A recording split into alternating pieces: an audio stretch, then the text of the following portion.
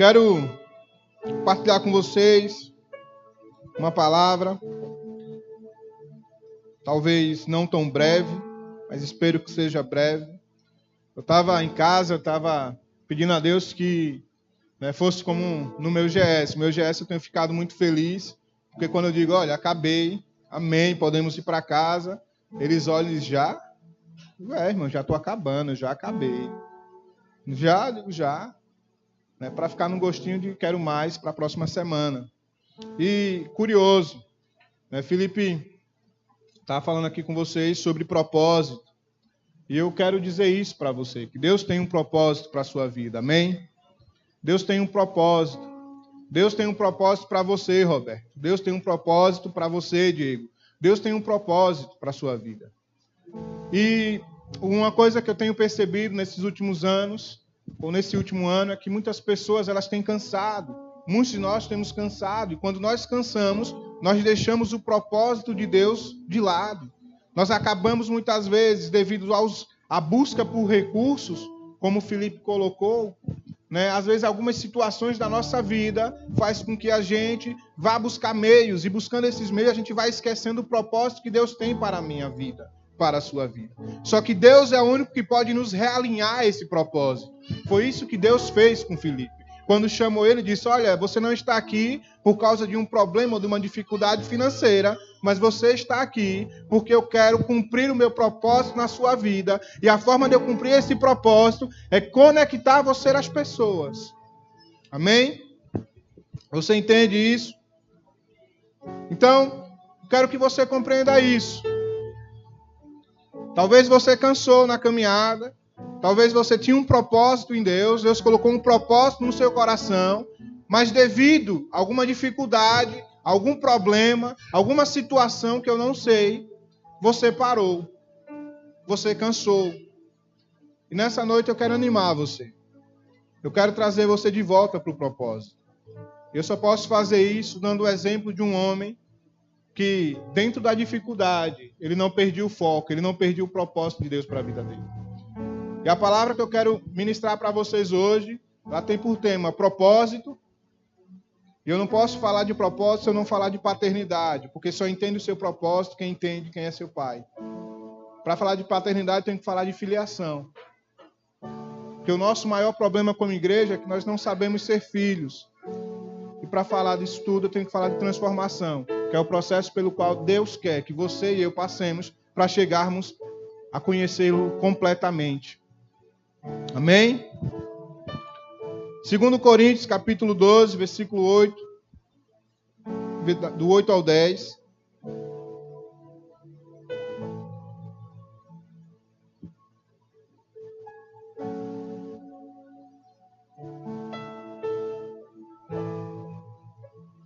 Segundo Coríntios, capítulo 8.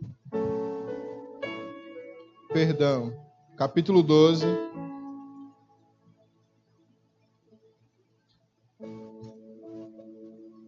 Do versículo 8 ao versículo 10. Diz o seguinte, Paulo diz, 3 vezes orei ao Senhor, pedindo que Ele me tirasse esse sofrimento. Mas Ele me respondeu, a minha graça é tudo o que você precisa, pois o meu poder é mais forte quando você está fraco. Portanto, eu me sinto muito mais feliz em me gabar das minhas fraquezas, para que assim a proteção do poder de Cristo esteja comigo. Eu me alegro também com as fraquezas, os insultos, os sofrimentos e as perseguições, e as dificuldades pelos quais passo por causa de Cristo. Porque quando perco toda a minha força, então tenho a força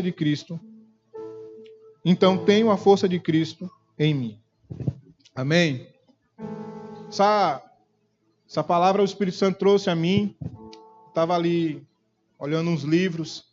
Estava lendo o livro do Brennan Manning, Deus te ama do jeito que você é. E ele é um cara que ele lutava contra o alcoolismo. Ele é um alcoólatra crônico. E tem uma parte do livro, no final do livro, eu folheando, que ele fala sobre isso. Ele fala sobre que mesmo ele sendo um alcoólatra, mesmo ele não sendo quem ele gostaria de ser, mas ele cumpriu o propósito dele, ou o propósito de Deus para a vida dele. E eu queria que você entendesse isso. Que Paulo, assim como o Brennan fala, Paulo ele ora ao Senhor. Paulo ele busca ao Senhor. Paulo 3 vezes, a Bíblia fala que ele diz, 3 vezes eu roguei ao Senhor pedindo que me tirasse o espinho da carne, pedindo que tirasse essa dor, pedindo que tirasse isso que me incomoda. Mas o Senhor disse o que a Paulo? O Senhor disse não. O Senhor disse que a minha graça te basta, pois o meu poder se aperfeiçoa na sua fraqueza. E aí eu quero perguntar a você, nós estamos aqui para que o Senhor tire o nosso sofrimento?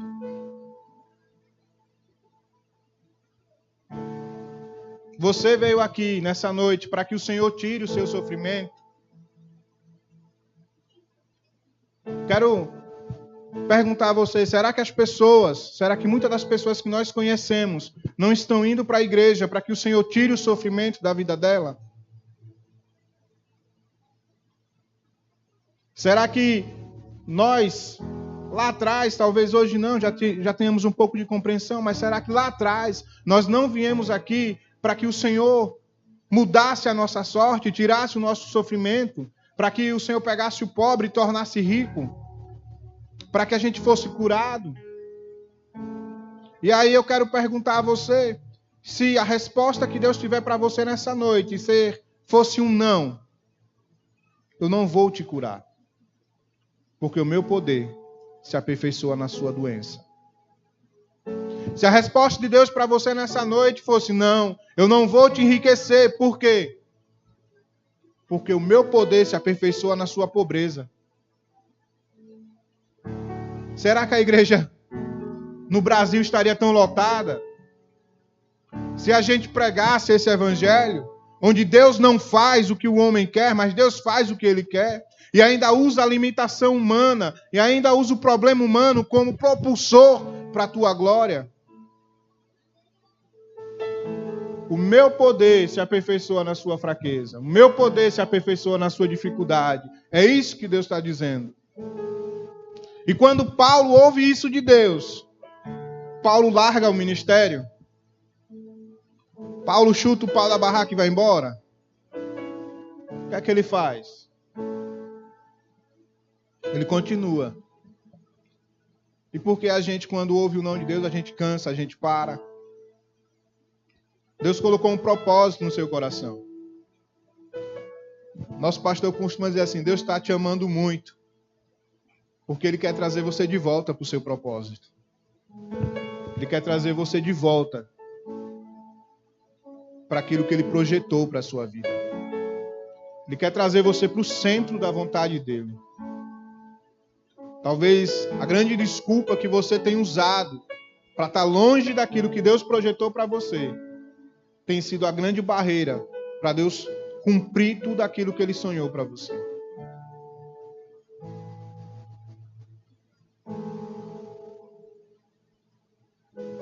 Pense. Talvez a sua dificuldade tem sido a grande barreira. Eu aprendi isso há alguns anos atrás. Que independente da minha dificuldade, eu tenho que cumprir o propósito, eu tenho que cumprir o chamado, eu tenho que cumprir aquilo que Deus determinou para a minha vida. Vai custar caro, vai custar esforço, vai custar a minha vida. Vai ser momentos e momentos de correria, momentos e momentos de hiperatividade. Principalmente nós que trabalhamos no meio secular. E a gente corre para um lado, corre para o outro. Nós não podemos parar. O propósito de Deus para a sua vida, ele não pode ficar para trás. É como o Felipe disse aqui. Aonde você for, você tem que cumprir o propósito. Aonde você for, assim como Paulo, você tem que realinhar e cumprir o propósito. Você tem que entender o propósito de Deus para você. Amém? Você tem que cumprir o propósito de Deus para a sua vida, independentemente das circunstâncias. Porque as circunstâncias são inúteis diante da grandeza de Deus. As circunstâncias são inúteis diante da grandeza de Deus. Olha o que diz o salmista, Salmo 119, 37. Salmo 119, versículo 37.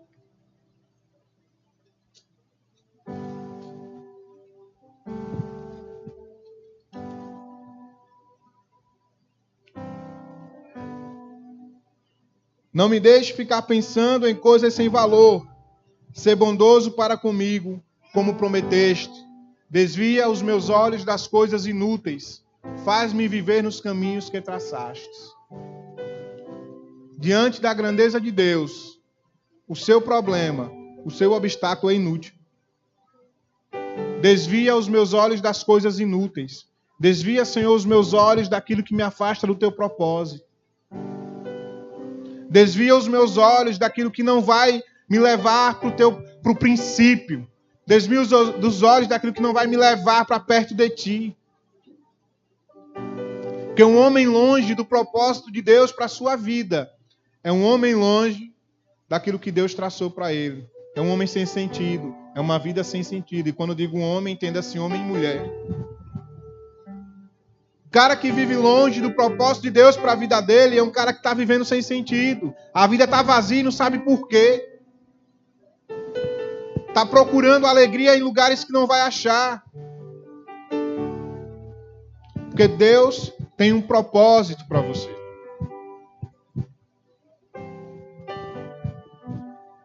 Como eu disse, muitas vezes nós paramos, nós cansamos, nós ficamos doentes, nós sofremos. É como alguns casos que nós acompanhamos na rede social de pastores que estão passando por doença e a gente pensa, mas por que ele não para? Por que ele não para? Por que ele não para de cantar? Por que ele não para de louvar? Por que ele não dá uma pausa? Tá feio. Eu vi uma pessoa, um tempo desse, comentando sobre a pastora Ludmila Ferber, né? E a pessoa fez um comentário desse tipo, tá feio, ela está passando por um câncer. E ela continua postando, cantando. Por quê? Porque ela entendeu o propósito de Deus para a vida dela. E ela pode parar, mas o propósito dela não pode. A doença pode parar. A doença pode chegar, mas você não pode deixar de cumprir o seu propósito. Você quer ver uma coisa? Paulo ficou cego? Paulo chegou a ficar cego? Chegou. Ele parou de ditar a carta? Porque a mensagem tinha que chegar, o propósito tinha que se cumprir. Você consegue entender isso? Ele ficou cego, ele não conseguia mais escrever. Ele podia dizer, eu não vou mais escrever, porque eu não consigo, não vou mandar mais carta para ninguém. Eu não vou mais orientar a igreja. Mas quando ele fica cego, não, eu não posso parar o propósito. O propósito de Deus para a minha vida é que eu oriente a igreja dele. Então, senta aqui do meu lado, Lucas, que eu vou ditar uma carta para você. Porque o meu propósito é maior do que eu. O propósito de Deus para a minha vida é maior do que eu. Então, a minha limitação física, a minha limitação financeira não pode parar o propósito. E o que é que nós temos visto? Temos visto pessoas parando. A igreja, ela está parando. Parando por quê? Por causa dos problemas, das dificuldades. Você tem que cumprir o seu propósito. Amém? Olhe para a pessoa que está do seu lado e diga a ela, cumpra o seu propósito.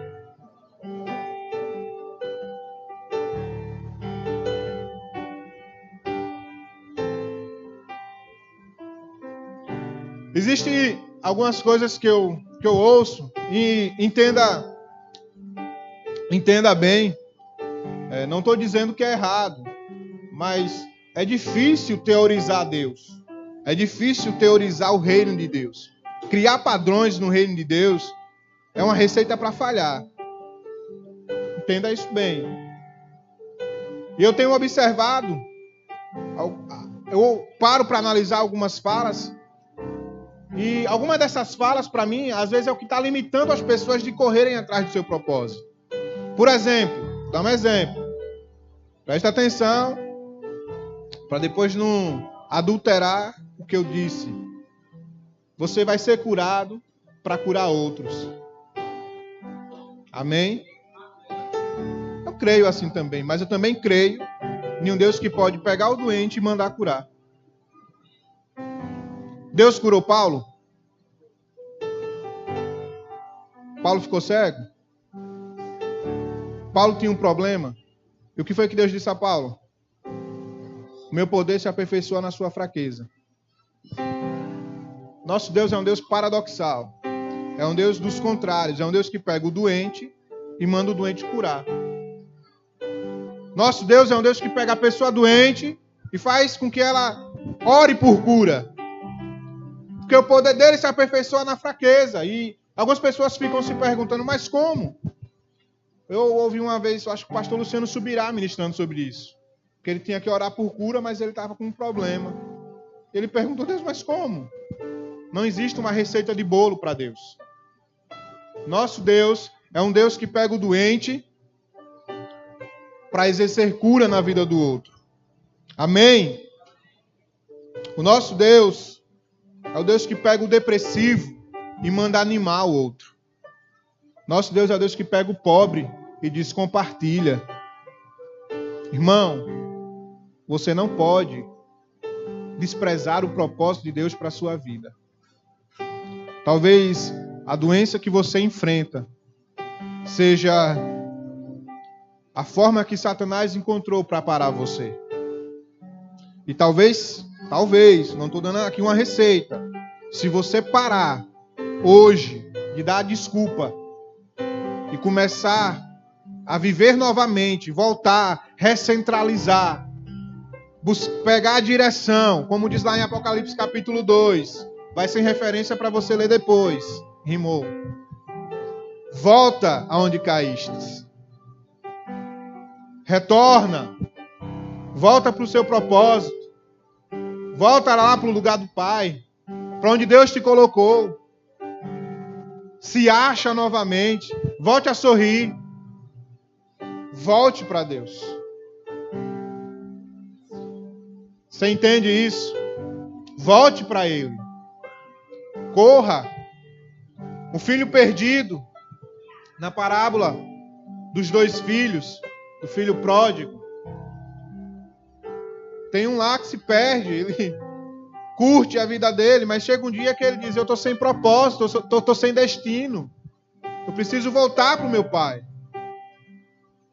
Ali não está falando somente de quem está desviado. Muita gente, quando ministra, fala sobre isso, mas não. Ali eu entendo de um cara que eu, às vezes, olho e vejo um homem que está sem propósito. Um homem, como diz Lucas, que se deixou conquistar pelas coisas dessa vida, pela ambição egoísta, pela paixão do mundo. Então foi e se perdeu. E quando percebe que está perdido, porque o diabo ele seduz você com a coisa boa. Então você vai. Mas quando chega na coisa boa, no meio da festa, todo mundo vai embora. E você fica com o lixo. Você fica com os porcos. Então você lembra que na casa do seu pai, você era tratado de uma maneira melhor. E muitos de nós voltamos com aquela consciência. Não, eu quero voltar para a casa do meu pai, que eu caí. Mas eu quero voltar para a casa do meu pai. E quer voltar com consciência de servo. Eu não sou mais digno de ser chamado teu filho. Mas existe uma coisa no coração do pai que ninguém pode mudar. É que se você é filho, você é filho. Ninguém pode tirar isso de você. Ninguém pode tirar a sua identidade. Ninguém pode roubar a sua filiação. Amém?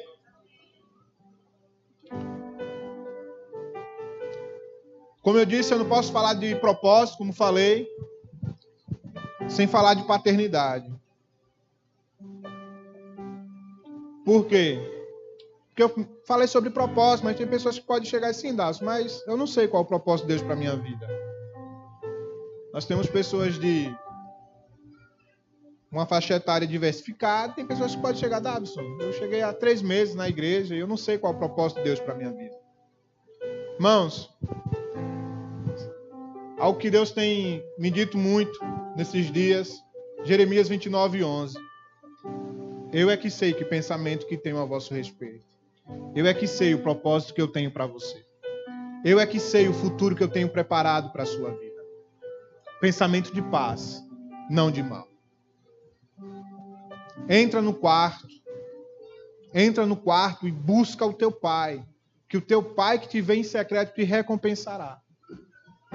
Começa a buscar o seu pai, começa a buscar ele, pergunta a ele: Deus, qual o propósito? Pai, o que é que o Senhor quer que eu faça? Para que o Senhor me criou?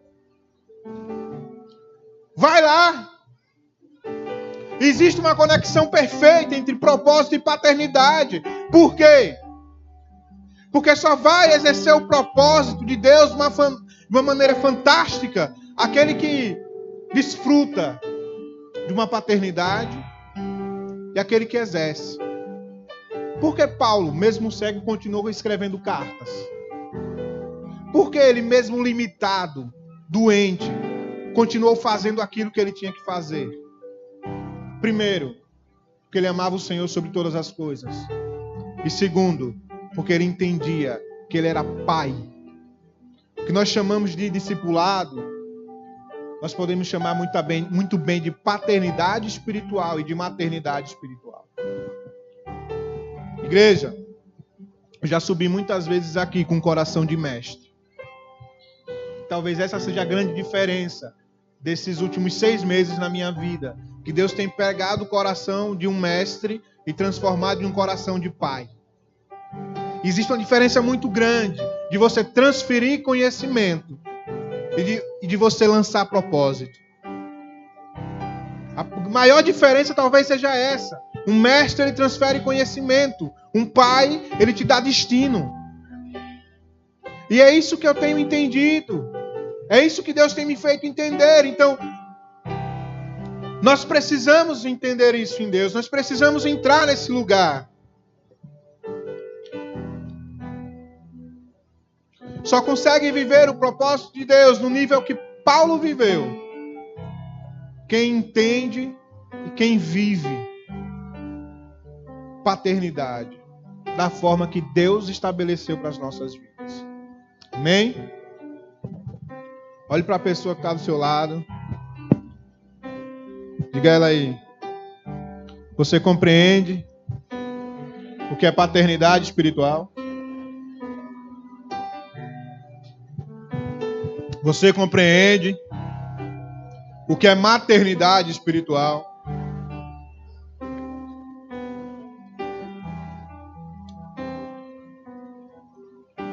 Presta atenção. Isso que eu quero compartilhar com vocês tem esclarecido bastante a minha vida espiritual nesses tempos. A igreja brasileira, ela vive um tempo que ela nunca teve tantos mestres como ela tem hoje. Porque você abre ali o YouTube, você pega ali a rede social, você tem o Luciano Subirá, o Luiz Hermínio, você tem o Neil Barreto, você tem o Ariovaldo Ramos, tem tanta pessoa ministrando, Gilberto Araújo. E o que é que acontece? Esses caras são mestres, são feras. E nós vamos lá para a rede social, né? Vamos para o YouTube e começamos a aprender a comer com esses caras. Só que o que acontece é, nesse relacionamento de mestre, não há relação muitas vezes pessoal nenhuma. E o que acontece é, a culpa não é deles, a culpa é nossa. Nós estamos trocando o relacionamento de uma paternidade por um relacionamento com o mestre. E Paulo, ele adverte a igreja. Paulo, ele escreve para os filhos dele, advertindo sobre isso. 1 Coríntios 4, versículo 15 e 16. Abra aí comigo. A menina aqui é mais rápido do que eu, já botou na projeção.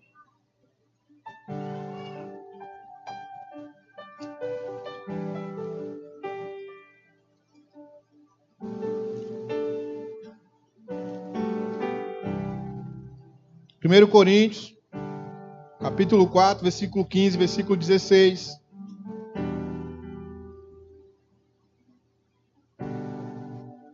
Amém? Diz assim: mesmo que vocês tivessem milhares de mestres na fé cristã, não poderiam ter mais de um pai, pois quando levei a vocês o evangelho, eu me tornei o pai de vocês na vida que vivem em união com Cristo Jesus.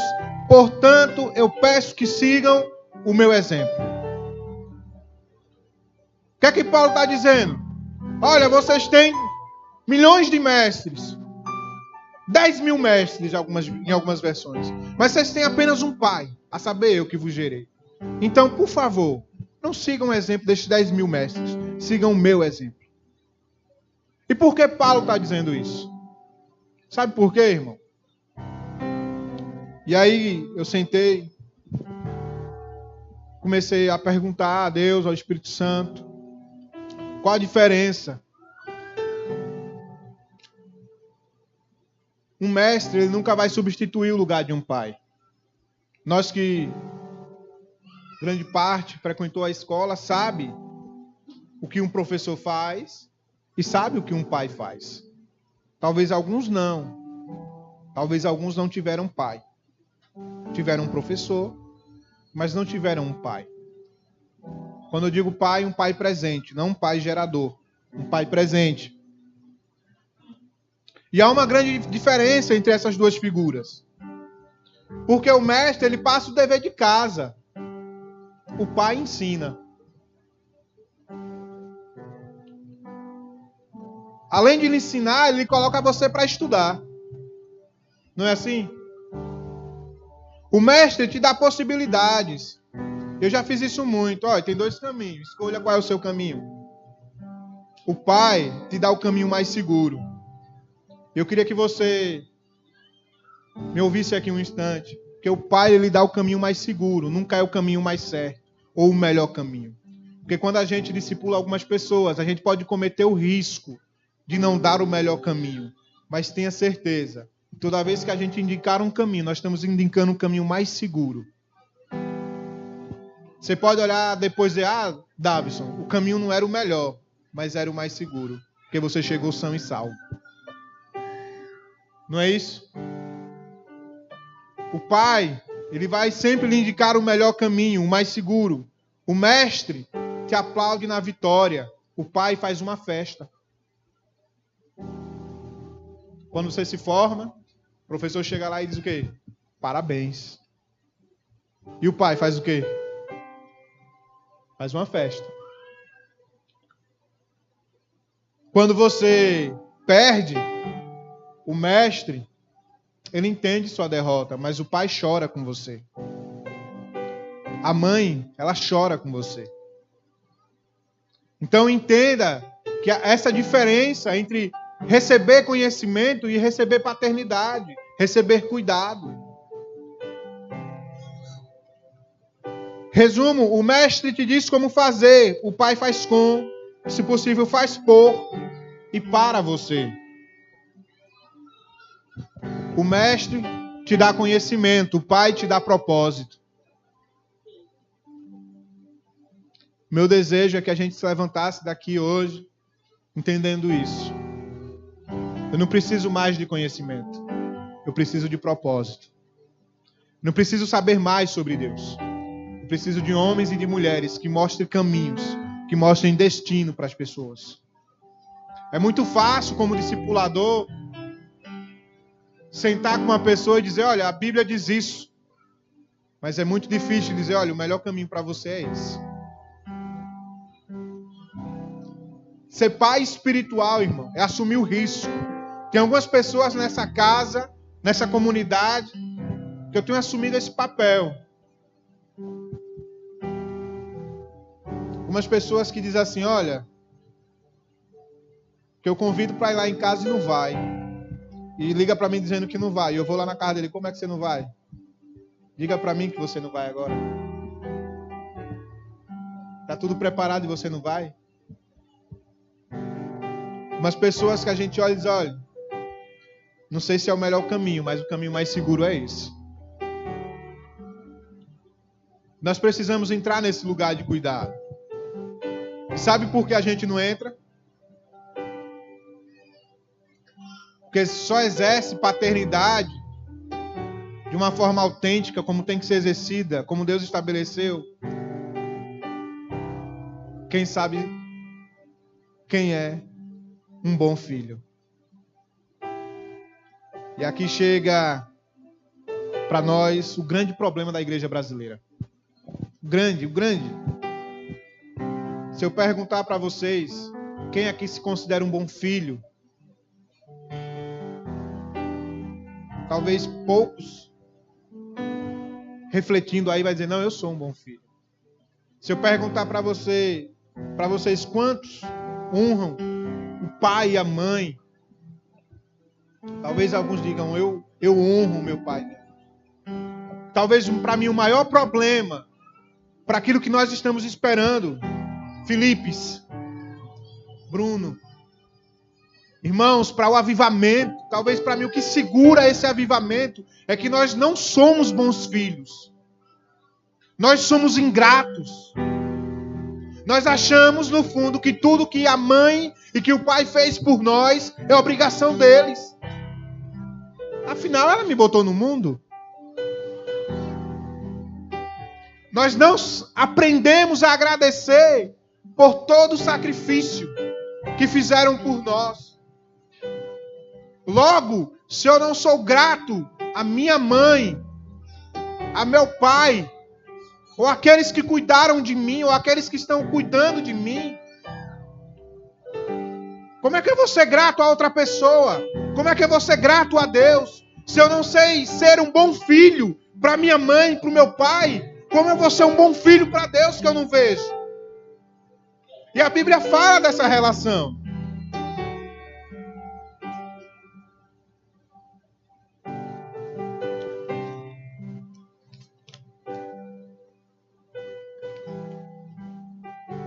Primeiro João 4:20.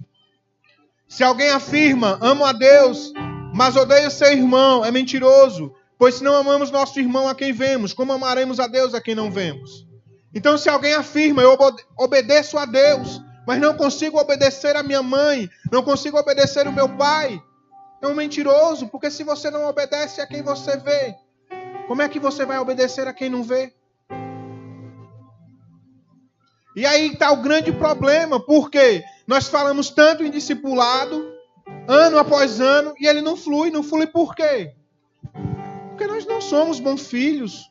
Se você não é um bom filho para o seu pai e para a sua mãe, você vai ser um bom discípulo para quem? Você não consegue nem se relacionar direito com Deus. Porque há uma conexão. O problema é que a gente quer desconectar o mundo natural do mundo espiritual. E a gente acha que a base que Deus colocou, a célula master, que é a família, não tem nada a ver. Então a gente está orando por um avivamento e ele não vem. A gente está pedindo a Deus que venha com a plenitude dele, porque avivamento é a plenitude da presença de Deus, e essa plenitude não chega. Por que ela não chega? Porque a gente está errando no princípio.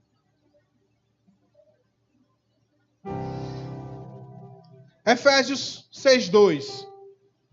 Quer ver? Efésios capítulo 6, versículo 2. Honra teu pai e tua mãe. Este é o primeiro mandamento com promessa. Amém? Êxodo 20:12. Êxodo 20:12. Vou ter que pegar uma outra versão, que eu sei que essa talvez não tenha. Êxodo 20:12.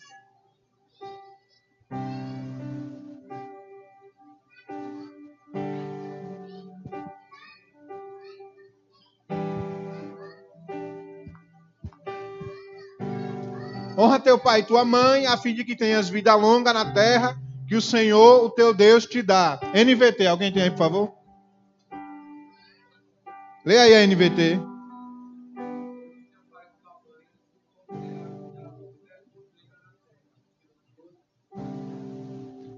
Vida longa aí. Vida longa e plena. Honra teu pai e tua mãe, e assim terás vida longa e plena. Você vai ter vida longa e plenitude. A plenitude de Deus, ela só pode vir com um princípio restaurado. A promessa é vida longa e plena. Só poderemos desfrutar dessa promessa de plenitude quando obedecermos o princípio. Você crê nessa plenitude que Deus tem para nós durante esse ano? Porque a gente tem declarado que 2019 é um ano da abundância. É um ano de plenitude. Amém? Vai ter que resgatar lá. Vai ter que voltar ao princípio. Porque a gente só pode desfrutar disso se a gente voltar ao princípio. Se a gente se arrepender. Olhar para trás. Olhar para o pai, olhar para a mãe. E dizer, olha, eu entendo que toda a minha desgraça é porque eu quebrei esse princípio. Eu entendo que todo o meu problema, toda a minha escassez, que eu preciso voltar aqui, ó, nessa base aqui. Toda a minha escassez é porque eu preciso retornar aqui. Irmão, não tem problema nenhum se você disser assim, olha, eu não acredito. Sabe por quê? Porque Deus vai deixar isso martelar no seu coração. Até você dizer, rapaz, eu vou lá. Vou fazer o que aquele doido disse naquele dia. Porque eu acho que é isso que vai realmente mudar a minha vida. Porque eu não aguento mais dar errado. Não aguento mais correr e chegar a lugar nenhum. Vai ter que chegar e dizer assim, olha, você quer mais de Deus, irmão? Quer mais de Deus? Tá fazendo tudo. Então volta lá e honra teu pai e tua mãe. Honra. Chegou aqui, fez um mapeamento. O cara tem tudo. Que nem o cara, olha, Jesus, eu fiz tudo. Então vai lá e pega seu dinheiro e distribui com os pobres. A pessoa foi e não voltou. Então, Davison, olha, eu fiz tudo, tal, tá alinhado. E seu pai, sua mãe, como é que tá?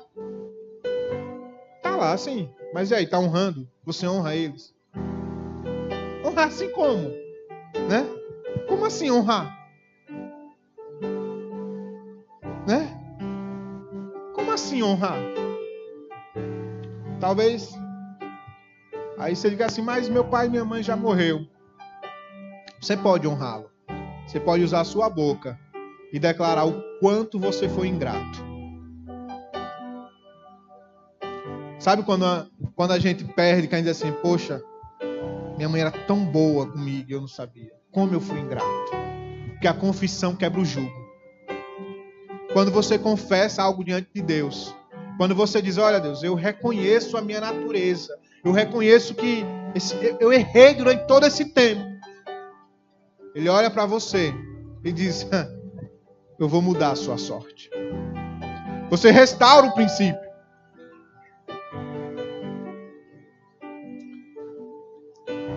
Porque quando nós quebramos esse princípio, nós somos feridos com maldição. Malaquias 4:6. Malaquias capítulo 4, versículo 6. Ele fará com que os corações dos pais se voltem para seus filhos e os corações dos filhos para seus pais. Do contrário, eu virei e castigarei a terra com maldição. Deus está falando ali através do profeta Malaquias.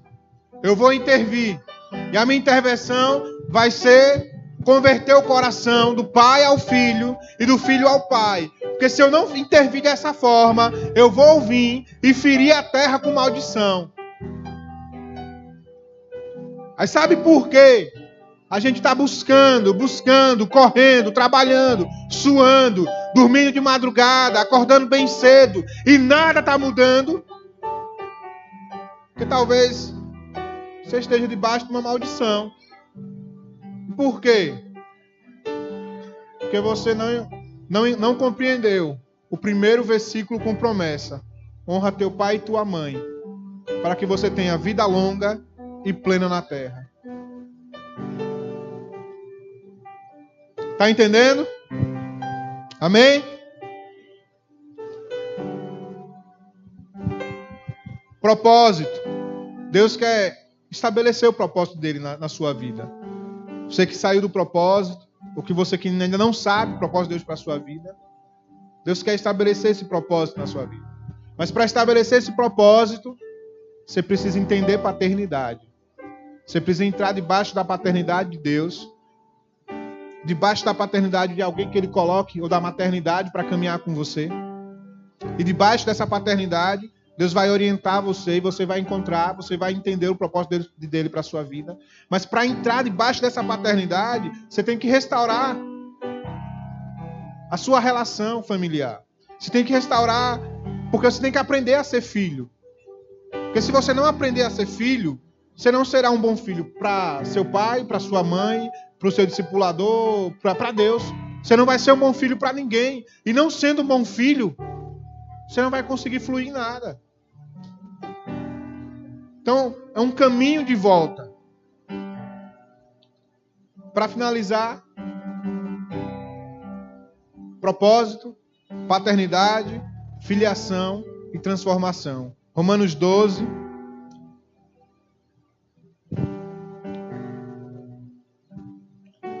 Romanos 12, 2. Eu quero dar uma nota aqui para vocês sobre algumas versões. Existem algumas versões da Bíblia nesse versículo que diz o seguinte: transformem-se. Não se amoldem. Mas a versão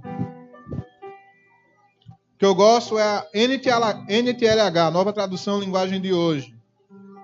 Não vai ter na projeção, isso que eu vou ler aqui.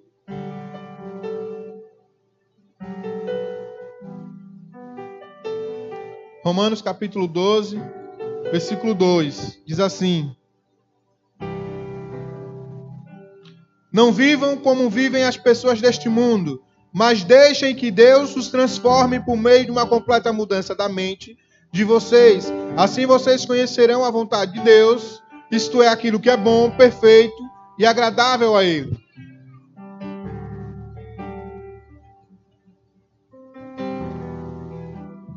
Quem é que vai transformar você?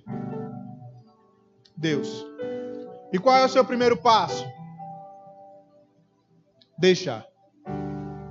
Deixem Deus vos transformar. Olhe para a pessoa que está do seu lado. Diga aí com uma cara de fé para ela. Deixe Deus vos transformar. Deixe Deus te transformar. E esse processo, deixe Deus te transformar, ele não é, muitas vezes, o melhor processo da nossa vida. Porque muitas vezes, para Deus me transformar, Ele vai usar pessoas que eu não aturo. Muitas vezes, para Deus me transformar, Ele vai usar pessoas com qualidade diferente da minha. Pessoa com uma linguagem diferente da minha. Uma pessoa que eu diga assim, não aguento ouvir esse cara. Mas quando eu ouço esse cara, Deus me transforma. Não gosto, mas quando eu ouço ele, Deus me transforma. Sabe aquela pessoa que você começa a trabalhar e você, meu Deus do céu, mas você percebe que ela está ali transformando, está ali tratando, está ali dando, não estou me tornando pai, meu Deus, é Deus na minha vida isso aqui. Deixe Deus lhe transformar. Não chute não, não expulse não. Sofra, irmão. Pode sofrer, deixe Deus lhe transformar. Deixem Deus vos transformar.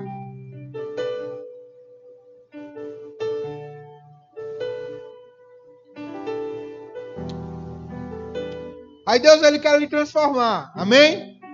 Através de qual processo? Transformação da vossa mente. E aqui está para mim a maior dificuldade de Deus com a igreja brasileira nos últimos anos, que é mudar a mente das pessoas. Por quê? Nós estamos tão convictos das nossas verdades, tão cheios de nós mesmos, nós já sabemos tanto de Deus, que a gente não se abre para aprender mais um pouco. Ultimamente vocês perceberam, nos últimos anos, que eu comecei a ir para uns cultos de avivamento, né? Em Maruim. Porque eu entendi, eu tenho que ser transformado. E para ser transformado, eu não posso ouvir sempre os caras que eu ouço. Porque isso aí eu já ouço por natureza. Para ser transformado, tem que se abrir para o novo de Deus. Deixe Deus lhe transformar. E como é que Deus quer lhe transformar? Primeiro, Ele vai usar o Espírito Santo. João 14, 26. Felipe disse uma coisa aqui que, na verdade, quando ele falou, eu estava ali no mesmo espírito. Que é o sonho um dia que eu não vou precisar mais falar em cima de um púlpito. Eu vou fechar o olho e dizer, Espírito Santo, fale, vocês vão sair com a convicção que foi ele que falou. Que a gente vai chegar, adorar e ir embora, e não, ele falou comigo. Ou que a gente vai viver aquilo que a Bíblia diz. Um vai levantar e dizer, olha, eu tenho um salmo, eu tenho um louvor, eu tenho uma palavra, eu tenho uma revelação. Um vai falar em línguas, outro vai interpretar. Porque esse modelo mosaico, onde Moisés vem e fala para o povo, ele está falindo a igreja, né? Ei, vai ter que editar isso aí. Entendeu? É isso. Deus, ele quer transformar. E vai transformar como? Não. João 14, 26.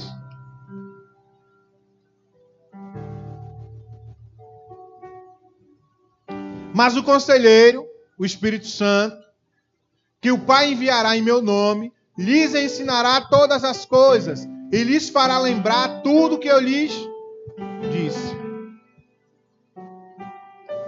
Então, irmão, tiver uma dúvida, senta com o Espírito Santo e pergunta a ele. Eu tenho certeza que ele vai lhe responder.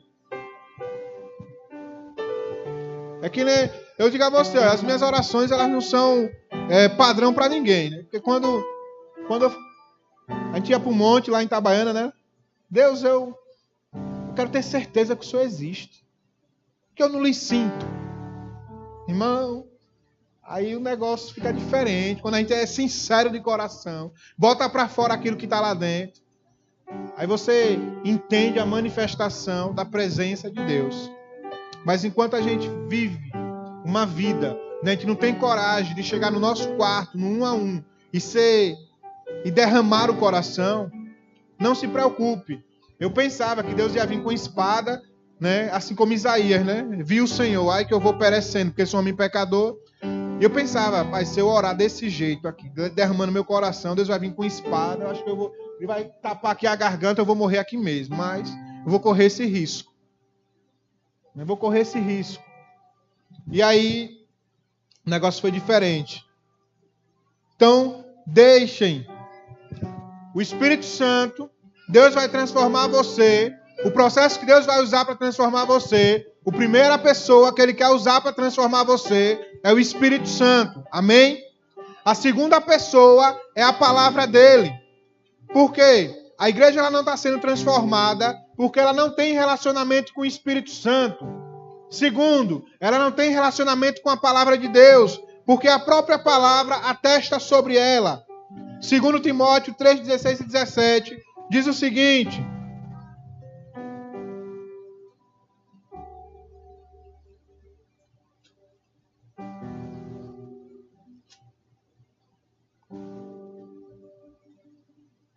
pois toda a escritura sagrada é inspirada por Deus e é útil para ensinar a verdade, condenar o erro, corrigir as faltas e ensinar a maneira certa de viver. E isso para que o servo de Deus seja completamente preparado e pronto para fazer todo tipo de boas ações. Então, quando você se relaciona com a palavra de Deus, ela está preparada para corrigir você e para fazer com que você esteja pronto para fazer todo tipo de boas ações. Aí você pode dizer, Davison, mas eu estou lendo essa palavra, eu leio a Bíblia e nada muda. Irmão, tem alguma coisa errada com você. Porque tem um versículo que diz assim, ó, Hebreus 14, 12. Vamos ler o que tem em Hebreus 14, 12.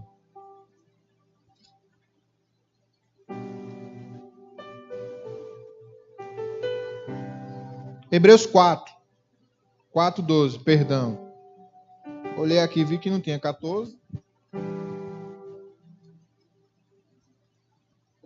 Pois a palavra de Deus é viva e eficaz, e mais afiada que qualquer espada de 2 gumes. Ela penetra até o ponto de dividir a alma e o espírito, juntas e medulas, e julga os pensamentos e intenções do coração. Você quer ser transformado? O processo pelo qual Deus vai usar é o Espírito Santo. Segundo, é a palavra dele. E terceiro, são pessoas.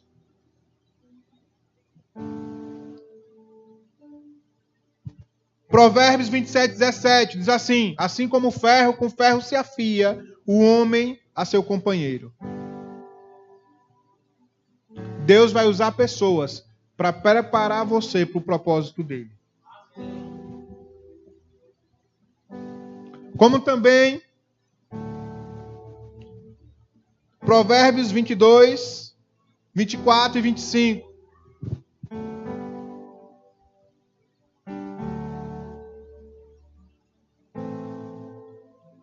Provérbios 22, 24 e 25.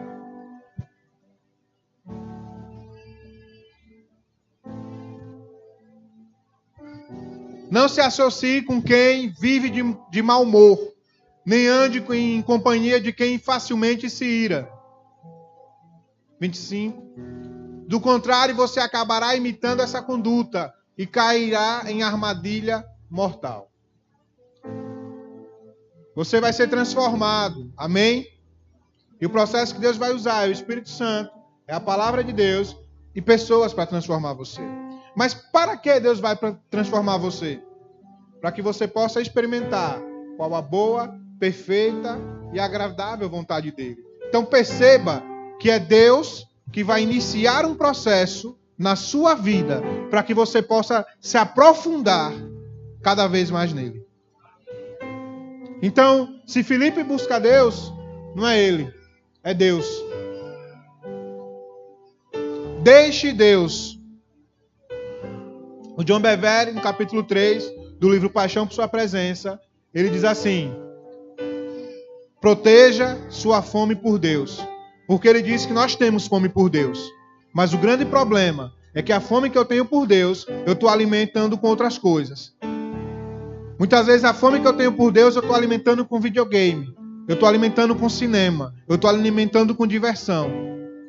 Quando eu deveria pegar essa fome que eu tenho por Deus e canalizá-la para Ele. Então, o problema todo do processo não está andando na sua vida é porque você precisa deixar Deus transformar você. E quando você deixar Ele transformar você, você vai compreender a palavra dele em Jeremias 29:11. Eu é que sei que pensamento que tenho a vosso respeito. Pensamento de paz e não de mal, para vos dar o fim desejado. Amém?